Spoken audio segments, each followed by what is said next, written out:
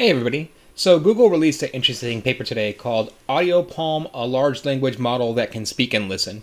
And essentially, if you read it over, what it is they take the Palm 2 architecture and then they couple it with Audio LM, which if you've been playing around with music at all, you are probably familiar with Audio LM and the capabilities of it, and then as well as the voice translation capabilities of Audio LM. And then so what they did was they combined those two elements and then they essentially put them into the Palm models and then ran some training on them. And then the results are pretty significant. So first of all, it's going to be, I think, a significant breakthrough once they release the model. It will be the first like actual fully multimodal large-scale LLM model that's released commercially. So we'll have that available. There are, for example, you can use like Wolfram Alpha on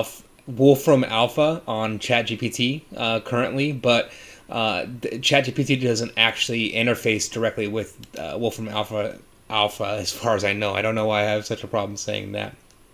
But so this is the Palm model directly interfacing and giving that direct multimodal capability, which I think is pretty significant.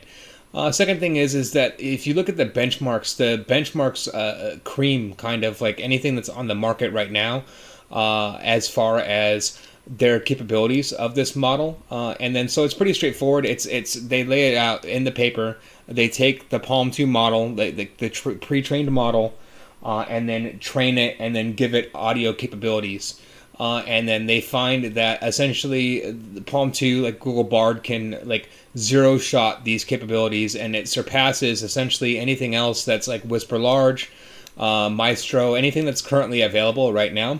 It creams them, which you'd expect though, right? Because it's so like Whisper Large is 1.5 billion parameters, and then the Palm 2 they're running the Palm 2 8 billion against it. So like 8 billion parameter model compared to 1.5 billion. But that's kind of the significant thing that they're showing. They show two things within this, which are both, they should be fairly obvious, but perhaps that they're not, because we haven't reached these significant breakthroughs yet. But so one is that the size of the model itself matters. That like you want a larger model for video or for audio translation than probably people are currently thinking of. Like more than 1.5 billion parameters. You want like at least you want a big boy to get good quality audio. And then the other thing that they show is that training it more and giving it more data increases the performance of it, which like that should speak for itself. But I think like people likely have been underestimating, like the Whisper Large is 1.5 billion, and then so they're running it at 8 billion. They're running a model against it again at 8 billion, and then it's crushing it pretty hard in some of these tests that you look at in the benchmark tests that they show here. The other thing, so the significant thing beyond this paper, what they do is that they release a video, and I want to play some of this, and this is really cool to check out. So I'll play some of it, and we can talk through some of it. Hey everyone. I was thinking that for the AudioPalm website, it would be cool to make a video where everyone speaks their own language and AudioPalm translates it to English, showing how a single model can understand and translate all these languages. When would you all be free to make some recordings? Sono libero venerdì pomeriggio. I am free on Friday afternoon. Ja, also ich denke, morgen Stunde.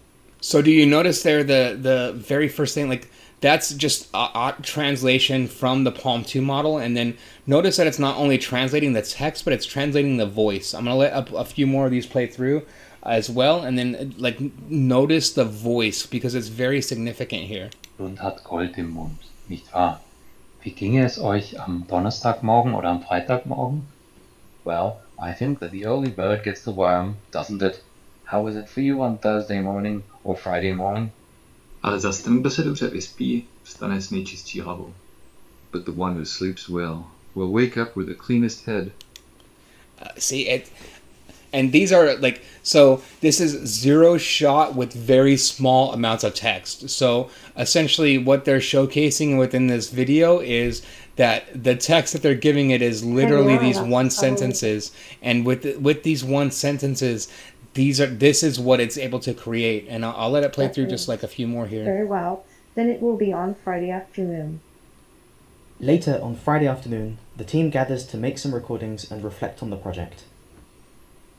क्या तुम्हें याद है जब हमने इस project पे काम करना चालू किया था तब ये विश्वास करना भी मुश्किल था कि हम इतनी तरक्की कर लेंगे. Do you remember when we started working on this project? It was also difficult to believe that we would make so much progress. It's just the fact that it can zero shot voices that well is insane. So I'm assuming that this is the same type of technology that Facebook has been talking about, that they're like scared to release, that they don't want to release, as far as the model just being able to instantaneously do this. So it'll be interesting to see what Google does with this. And then the fact that it's not just Facebook that has a model like this now, and more research is coming out. I think that very soon this won't be an issue at all. I think that this is going to proliferate like other AI technologies, to the point where possibly within like a month or few months, we'll be talking about this technology as everyday technology, and you'll be able to do it like from a website and be able to zero shot basically any voice in the world. That's the coolest part of this technology to me. But then also don't forget that it's adding in pure multimodal technology within this. And that's the part that I wish that this paper had, was anything at all as to like if this actually improves the overall benchmark performance of the Palm models itself. And that's what Google specifically doesn't lay out anything related to that in this paper. All of this is related to the audio performance, which is cool, and this is all good, but I'm really interested to know what these added multimodal capabilities does for the Palm model, and if they have any metrics on it. If they do, they're holding them close to their chest and not releasing it within this paper. But overall, the paper is still interesting, and listening to those voices are amazing. It's also going to be interesting to see if Google actually releases this technology, because as of right now, Facebook isn't. So we'll see how it goes. Hope you guys like this type of content. Please like and subscribe. Thank you very much.